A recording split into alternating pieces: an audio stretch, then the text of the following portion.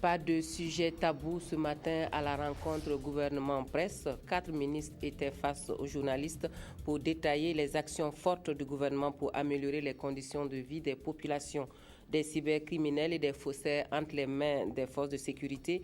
Les deux bandes spécialisées dans le détournement des appels téléphoniques et dans la production de documents ont été présentées à la presse. TV5 Monde qui se remet de la cyberattaque terroriste dont elle a été victime. La chaîne internationale francophone a vu ses programmes piratés et c'est le groupe État islamique qui revendique l'attaque. C'est le menu de ce journal. Bienvenue à tous et merci de suivre le 20h de la télévision de Burkina.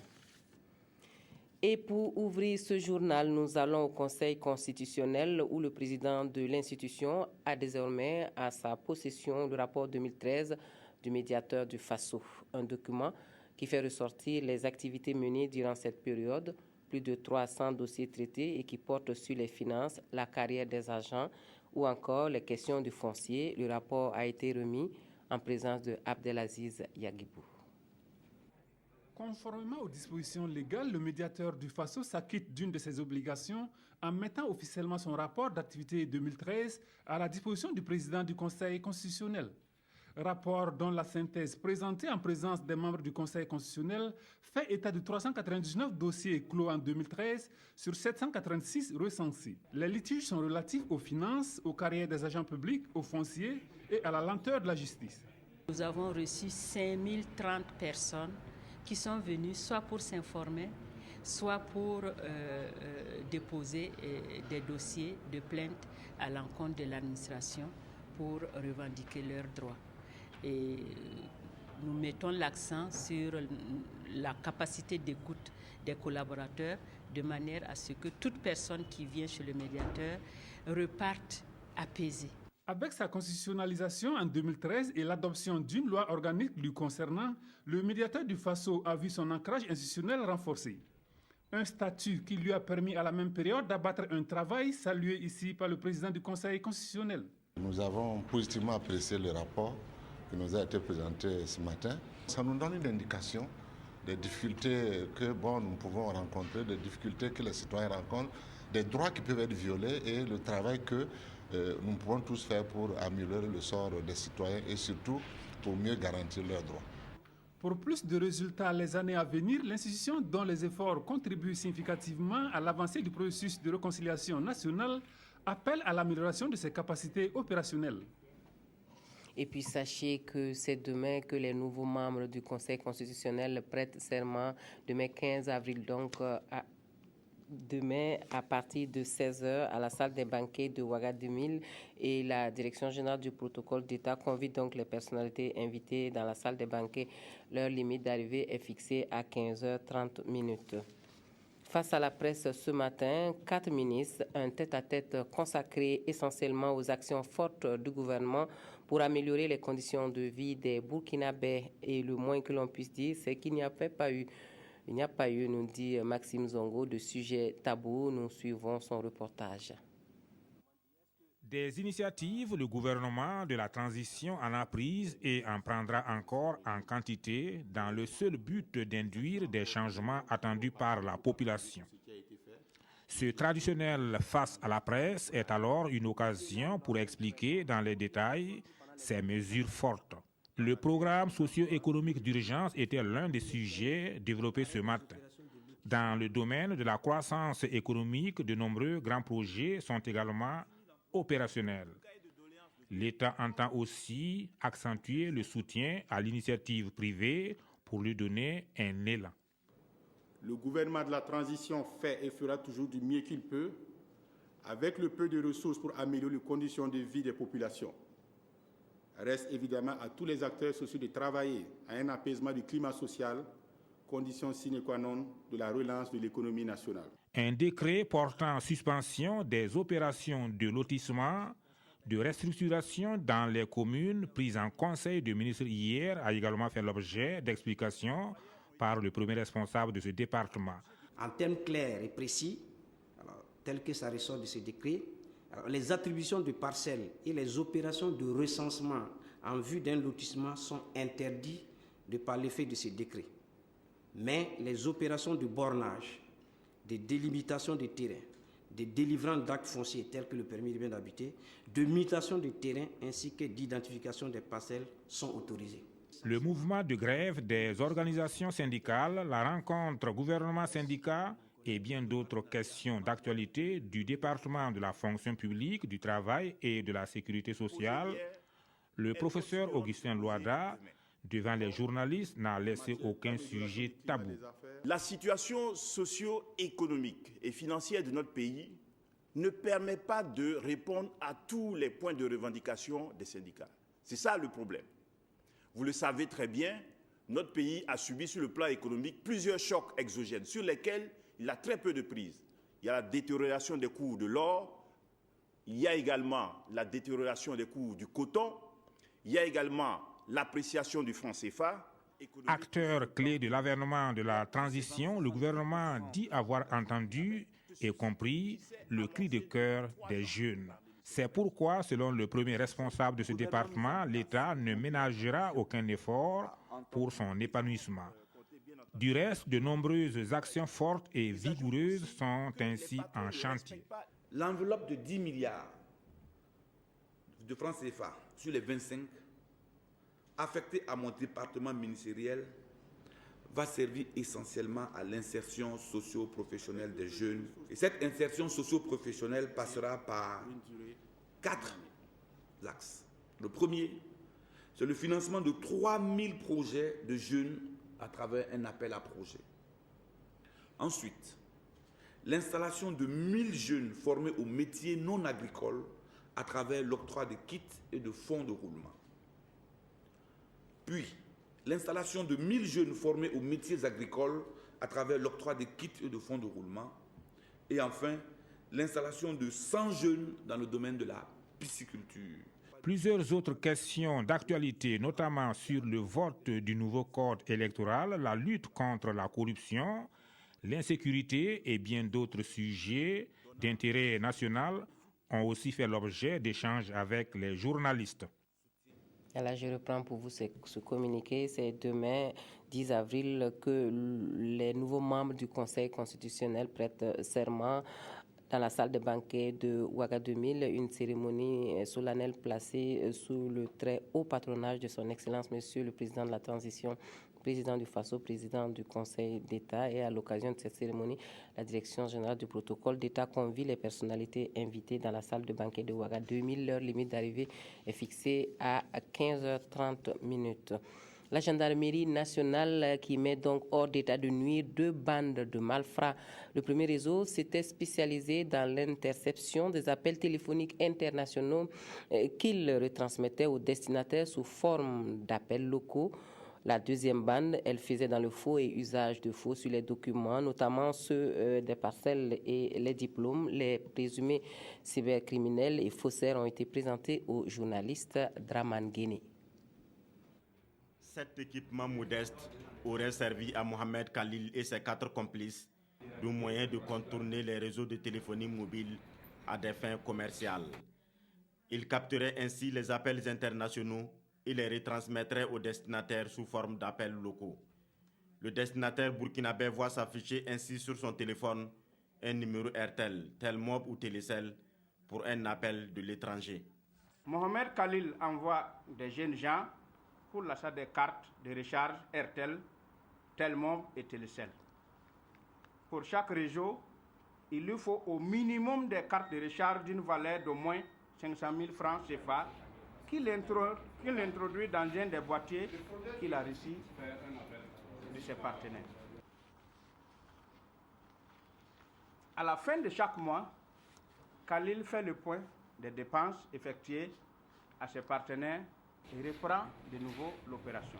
Quand il fait une recharge et il a 300% de bonus, il met une carte de 2000, il a 300% de bonus, ça fait 6 000 francs sur sa carte, plus les 2000, ça fait 8 000. Le coût de l'appel se trouve du coup divisé par 4 pour lui. Donc quand il facture 100 francs aux carrières, il va rediriger l'appel à la minute d'appel à 90 francs divisé par 4. Donc si vous faites les calculs, ça fait 22,5 francs. Sur un autre front, encore à Ouagadougou, la gendarmerie de Boulmigou aurait mis la main sur un réseau de faussaires spécialisée dans la confection de faux documents de parcelles et de diplômes. Les documents que les faussaires utilisaient étaient sous forme numérique, étaient mis en... Ils pouvaient être manipulés à tout moment pour pouvoir être utilisés à souhait. C'est-à-dire qu'ils pouvaient effacer les noms, remettre un autre nom, mettre aussi des numéros de parcelles qu'ils pouvaient avoir à partir d'un conseiller municipal qui arrivait à leur indiquer les parcelles qui n'étaient pas encore attribuées. La liste est longue. La gendarmerie de Kosiam aurait aussi démantelé un réseau de vente illicite d'armes perfectionnées. Sur ce cas précis, la gendarmerie rappelle la population que le port et la vente d'armes à feu sont assujettis à des autorisations expresses. Nous allons à l'hôpital national Blaise Compaoré pour prendre les nouvelles du gendarme blessé lors de l'attaque de la mine de Tambao vendredi dernier. L'état de santé du blessé s'améliore, rassure le médecin traitant. Nathalie Sawadro Nabaloum lui a rendu visite hier. Pour des raisons de sécurité et pour les besoins de l'enquête, son identité ne peut être ici dévoilée. Qu'à cela ne tienne, le gendarme grièvement blessé lors de l'attaque de la mine de Tambao le 4 avril dernier se porte nettement mieux. Évacué à l'hôpital national Blaise Compaoré, sa vie n'est plus en danger. Foi des médecins traitants. Nous avons reçu un patient qui était polytraumatisé, qui était dans un état de choc et la prise en charge a été correcte. Il a bénéficié des soins adéquats, à savoir une transfusion. Il a été pris au bloc rapidement. C'est un patient polytraumatisé et aujourd'hui, il est dans un état de stabilité, une bonne stabilité hémodynamique. Vous l'avez vous-même constaté sur le scope, la tension, la fréquence cardiaque, tout est bon pour le moment. Il mange, il boit, il échange avec nous. Par la voix des membres de sa famille, le gendarme affirme qu'il se porte mieux depuis l'attaque. Depuis hier soir, je suis rentré, j'ai causé avec lui. En tout cas, il répondait aux questions que je lui posais. En tout cas, il me semble qu'il y a une amélioration de son état de santé. Ce matin également, je suis rentré, on a échangé. Je pense que ça va. L'attaque de la mine de Tambao n'a toujours pas été revendiquée. Les recherches se poursuivent en collaboration avec les forces maliennes, nigériennes et celles de l'opération Barkhane. Et pour le mot de politique de ce journal, nous nous rendons dans le Naouri où le président de l'Union pour le progrès et le changement a effectué une tournée samedi dernier, une tournée de remerciements aux militants pour leur soutien. Une sortie marquée par des escales chez les chefs coutumiers, mais aussi par 2 meetings à Djelouango et à Pau. Le message de Diefirine Diabré, rester mobilisé pour l'enrôlement biométrique afin d'assurer la victoire à l'UPC. Ismaël Diloma Sirima. Aller à la rencontre des militants du Naouri est l'objectif de cette tournée de l'Union pour le progrès et le changement UPC. 2 meetings et 6 escales ont été les grandes phases du parcours du lion de l'UPC dans cette province. Que ce soit à Pau, Tibélé, Ziou, Zeko ou Djelouango, Diefirine Diabré est allé saluer les différents chefs coutumiers et demander leur bénédiction. Il a ainsi reçu du chef de Guéno un sac comme présent afin que sa quête du pouvoir se concrétise. Quand on va dans une contrée, avant de commencer à rassembler les gens, il faut quand même dire bonjour aux autorités coutumières et religieuses et aux anciens. C'est ce qui a expliqué cette série de visites-là auprès des coutumiers. Mais au-delà de ça, c'est l'occasion pour nous d'échanger avec eux sur la situation nationale, de repasser un peu les événements liés à l'insurrection et surtout de dire un peu quelle est la vision que notre parti a pour ce qui est de l'avenir de ce pays. À la suite des escales, c'est-à-dire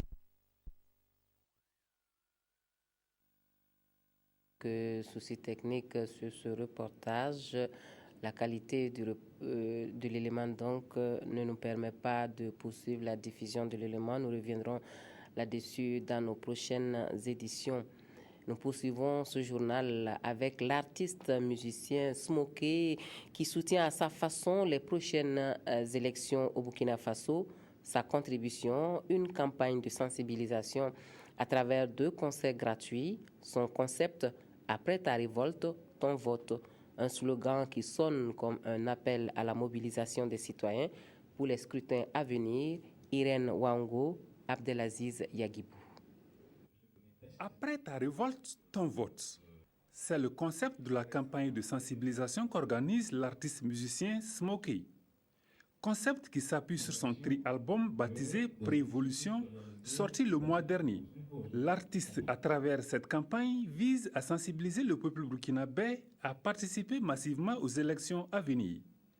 Cette campagne va se traduire par l'organisation de 2 grands concerts gratuits les 10 et 11 avril prochains, respectivement à Bobo-Dioulasso et à Ouagadougou. Le spectacle qui se tiendra à Bobo sur la place Tiefoua Moro et à Ouaga sur la place de la Révolution s'intitule évidemment Prévolution du nom de l'album et s'accompagne d'une campagne intitulée Après ta révolte, ton vote. Il est temps pour les citoyens burkinabés. Cette insurrection-là, il est maintenant temps de construire dans les têtes et de construire en vrai. On est accompagné aussi par des artistes et non des moindres qui seront présents. Donc il y aura Soumbil, il y aura Didier Awadi, il y aura Eric Patron, il y aura Awa Boussim, il y aura Samska Lodja, il y aura Smarty, il y aura Bezik Soul, il y aura Basta Genga, etc., etc. L'initiative de l'artiste est soutenue par l'UNALPHA, l'Union nationale de l'audiovisuel libre du Faso. Cette structure, à travers son projet Faso Média, promet la diffusion en direct des conseils qu'organise l'artiste musicien sur une 30aine de radios locales. La campagne « Après ta révolte, ton vote » est pour Smokey un moment pour revivre des moments de communion avec le peuple burkinabé. Un peuple à qui il promet un spectacle live riche en émotions. Que l'aube vienne, qu'elle apporte à nos Vénus autantotes la revanche à nos portes. Nous sommes prêts, soldats. Parole de simple croque-note. Voilà, on parle d'autre chose maintenant avec les chaînes de valeurs agricoles au Burkina Faso, objet d'une rencontre à Ouagadougou. Il s'agit de s'approprier les résultats d'une étude menée sur le sorgho, le coton, les bovins et la volaille et qui devrait servir de guide pour la production, la transformation et la commercialisation dans ces filières. Bouma Ernest Nebié, Touboum Evelyne Dabiri.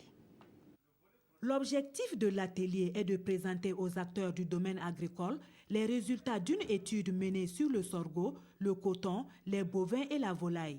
L'étude en fait a essayé d'analyser les chaînes de valeur des 4 produits que nous avons indiqués et c'est de voir quelle est l'importance en fait, de chaque maillon de la chaîne de valeur dans le processus de production.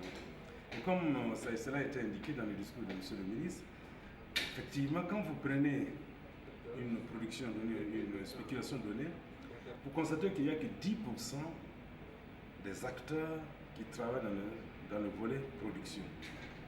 Les autres 90% sont dans les autres maillons de la chaîne. Les participants vont s'approprier ces résultats et échanger sur la promotion des chaînes de valeur agricoles au Burkina Faso. La chaîne de valeur, c'est les différents maillons de la production. Quand vous prenez par exemple le sorgho, d'abord il faut produire. Pour produire, il faut avoir des intrants. Donc d'abord, la première chaîne de valeur, c'est le niveau de production. Le second maillon, il y a un autre maillon, c'est transporter. Le transport, il faut le transporter. Il y a un maillon qui suit, c'est la transformation. Au cours de la rencontre, les acteurs agricoles sont invités à unir leurs efforts pour trouver des solutions aux contraintes liées à la production agricole. Ils sont également appelés à se pencher sur la transformation et la commercialisation de ces 4 produits étudiés, car selon le ministre, il ne suffit pas simplement de produire. Quand vous faites le tour actuellement des foires et des journées promotionnelles des produits nationaux, vous vous rendez compte que les contraintes que les producteurs et autres artisans évoquent, c'est les questions d'écoulement, de transformation des produits. Nous leur disons, produisez. Ils produisent, mais ils ont leur production sur le bras. Et donc, c'est difficile dans ces conditions-là de dire que l'agriculture va contribuer au développement de l'économie et même de les inciter à continuer à produire puisqu'ils ont des stocks et ils sont là avec leurs stocks. C'est pour ça que cet atelier-là est important. Les recommandations qui seront issues de cet atelier devront permettre à l'État et à ses partenaires de renforcer leur intervention du transport, de la transformation et de la commercialisation des produits agricoles. Et le Burkina Faso, toujours sur le pied de guerre pour faire face à une éventuelle épidémie de la maladie à virus Ebola. Un projet a été mis en place pour parer à cette éventualité et cela avec le soutien financier de l'Union européenne. Le projet a été lancé le 7 avril dernier à Ouagadougou en présence de Claudine Bikaba. La menace de la maladie à virus Ebola reste et demeure une réalité pour les pays de l'Afrique de l'Ouest. Et le Burkina Faso fait partie des 15 pays choisis par l'OMS pour contrecarrer cette épidémie. C'est dans cette lancée qu'un projet a été élaboré par la direction de la lutte contre cette maladie en collaboration avec un consortium constitué par la Croix-Rouge burkinabé et l'ONG Alima. Ce projet a été présenté à tous les acteurs qui sont impliqués dans sa mise en œuvre. C'est surtout pour renforcer les capacités du ministère de la Santé, pour qu'ensemble nous puissions faire de la sensibilisation, pour qu'ensemble nous puissions acquérir un certain nombre d'équipements, pour que les volontaires de la Croix-Rouge, les agents du ministère de la Santé, ensemble, nous puissions être préparés conséquemment pour faire face à une éventuelle maladie à virus Ebola. Un projet financé par l'Union européenne.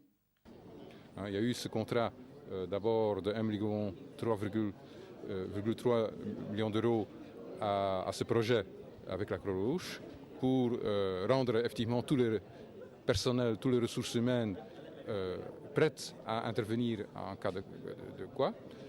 Et il y avait aussi un contrat qu'on a conclu avec la SOGEMAP pour livrer de matériel de protection et de prélèvement à tous les niveaux. La rencontre vise à susciter chez les différents acteurs du projet leur intérêt à s'engager pour sa mise en œuvre pour atteindre le maximum de personnes afin de faire face à une éventuelle survenue de cette maladie au Burkina Faso. Le plateau technique du laboratoire de biochimie du centre hospitalier universitaire Yalgado Ouedraogo se renforce avec l'acquisition d'un appareil de diagnostic qui permet de réaliser environ 800 tests de dépistage en 1 heure. L'appareil, c'est le COBA 6000 et c'est la structure Rock Diagnostic de France qui offre cette prouesse technologique au Burkina Faso. Amandine Lalsaga. Cet appareil de diagnostic reçu vient renforcer le plateau technique du centre hospitalier Yalgado Ouedraogo. Destiné au laboratoire de biochimie, le COBA 6000 va permettre de réaliser 800 tests de diagnostic en 1 heure avec à la clé des résultats plus précis. L'avantage de cet appareil, c'est qu'avec le même prélèvement, le même échantillon, l'appareil peut faire une analyse en prenant une partie de l'échantillon pour un certain nombre de réactifs et il envoie le reste de l'échantillon sur une autre unité qui va aussi faire des prélèvements. Donc on a en termes d'économie d'échantillons par rapport aux malades. Donc au lieu de piquer plusieurs fois, une fois qu'on prélève une fois, non seulement il peut séparer les échantillons pour travailler, mais il va éviter les contaminations parce que chaque unité travaille de manière indépendante. L'automate, d'une valeur d'environ 100 millions de francs CFA, est un don de la structure Roche Diagnostic de France. Il répond à un besoin que j'ai ressenti d'accompagner le gouvernement burkinabé dans sa lutte contre les hépatites. Étant un hôpital de dernier recours, il est important que le plateau technique soit de très haut niveau. Et je pense que le geste que nous venons de bénéficier ce soir nous permettra véritablement d'être encore au diapason de la prise en charge d'un patient. Ce geste de solidarité participe du renforcement de la coopération Nord-Sud et la partie burkinabé de solliciter plus d'accompagnement pour une meilleure prise en charge des patients. Adopter une attitude préventive face aux catastrophes naturelles, c'est possible. Il faut juste respecter les règles de conduite adéquates. C'est ce que soutient en tout cas le réseau national de plaidoyer pour la réduction des risques de catastrophes naturelles qui va passer par les médias pour vulgariser ces consignes. Zalissa Sanfo a suivi la conférence de presse qui en a parlé ce matin. Prévenir que guérir. C'est l'attitude que le réseau national de plaidoyer pour la réduction des risques de catastrophes au Burkina Faso souhaite que tous adoptent face aux catastrophes naturelles. Et ici, aux hommes de médias, ils ont donné les raisons d'un tel choix. Les expériences antérieures dans la gestion des catastrophes ont montré de nombreuses tares dans la gestion de ces crises, avec une lenteur dans la réponse, une faible mobilisation des ressources, auxquelles s'ajoute la faiblesse des mécanismes de coordination dans la gestion des catastrophes. Cette conférence de presse a aussi servi de cadre pour présenter les acquis du réseau en 5 années de lutte. Ce réseau national de plaidoyer entend poursuivre sa mission, celle de conscientiser les communautés, d'interpeller les décideurs et d'influencer les prises de décision afin de réduire la vulnérabilité des populations face aux catastrophes naturelles et autres crises humanitaires. Les cadres du Conseil supérieur de la communication améliorent leurs connaissances, notamment en matière de rédaction administrative et aux principes généraux de l'administration burkinabé, une formation qui devrait permettre aux bénéficiaires d'accomplir au mieux leurs tâches quotidiennes. Bouma Ernest Nebié, Evelyne Dabiri. Le Conseil supérieur de la communication veut permettre à ces cadres d'être plus à l'aise dans leur travail. Il organise à cet effet une session de formation sur la légistique et la rédaction administrative à leur intention. Il y a un nouveau conseil qui a été installé. Rien qu'en septembre passé, on vient de nommer 8 directeurs, 2 directeurs généraux, 2 directeurs régionaux. Alors, c'est de nouveaux cadres qui sont arrivés et qui ont besoin d'un renforcement des capacités, qui ont besoin qu'on les forme pour qu'ils puissent exercer au mieux leurs fonctions. Donc voilà pourquoi, effectivement, la présidente a trouvé que c'était nécessaire d'organiser cette session de formation. Cette session de renforcement de capacité est assurée par le secrétariat général du gouvernement et du Conseil des ministres. Elle va durer 2 jours. Le plat de résistance, en fait, c'est la légistique. La légistique, c'est l'art de rédiger les textes normatifs. Et les textes normatifs, c'est essentiellement les lois et puis les décrets. Voilà, donc c'est comment est-ce qu'il faut, par quelle procédure on aboutit à une loi qui est votée à l'Assemblée nationale. Maintenant, qui dit loi, dit texte, et dit une rédaction élaborée par l'administration avec ses caractéristiques, si bien que nous avons estimé qu'il était bon que nous commencions d'abord par la rédaction administrative. De façon générale, comment est-ce que l'administration s'exprime? Comment elle écrit ses textes? Le renforcement des capacités du personnel est une activité permanente du Conseil supérieur de la communication. Bien avant la présente formation, les agents avaient reçu en janvier 2015 une session de formation sur le thème « Rigueur et attitude de service efficace ». Et puis sachez que la prochaine édition du festival d'Ilombo au Goulmou se tiendra du 23 au 28 avril prochain. Et c'est Fadan Gourmand qui accueille la 12e édition du FESDIG. Le comité directeur du festival donne les précisions sur le déroulement de l'événement à la presse. Rufin Bationo avec la voix de Estelle Judith Assogba.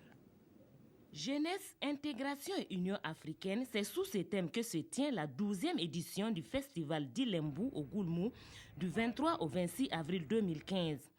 Ayant lieu habituellement à Tantiaka, un village situé à une vingtaine de kilomètres de Fadangourma, c'est la capitale de la région de l'Est qui accueille la présente édition. C'est un festival qui offre la possibilité de présenter les potentiels culturels de la région de l'Est, mais aussi d'ailleurs. Cette année, le festival s'est délocalisé à Fada pour la première fois. C'est pour dire aussi un grand merci à cette population de Fada, qui faisait chaque année 27 km, voire 30 km, pour aller soutenir le FESDIG à Tchantiaka.